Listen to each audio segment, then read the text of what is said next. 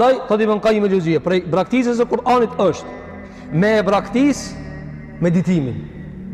Mos më meditu gjatë këtë punë. Dërsa vëllezër, fatkeqësisht, dhe Allahu na uzof të gjithëve, keni pa njerëz vëllezër kur i brengosh diçka sa e meditojnë. Për shembull, nëse njëri rënkon nga një sëmundje, sa mediton vëllezër? Shumë gjatë mediton. Thirr, filane, mos jeve ti më i mëshëm se s'jam të ditë me bë këto. Thirr Allahin, kështu konsultohet me një grumbull të madh, domthonë njerëz që ai i konsideron si më kompetent, në fund çka me sos në punë qoftë për shembull tek kësaj dhunjaje. Kur prishet diçka nga mjetet, nga makinat, çka bën njeriu vëllazër? Hulumton njeriu i cili më i përshtatshëm për këtë punë. Ndërsa Kur'ani Allahu xhallahu ala ka zbrit për jetët tona, për xhenetin dhe xhenemin ton, dhe njeriu thotë, "Mos kam vakt me meditu Kur'anin, 100.000 punë kam." Vëllazër, ato 100.000 punë janë barabar te Allahu me xhenem. Me xhenem, barabar me xhenem. Qofshin ato 1 milion. Sot vota disa puni ka vëllazër?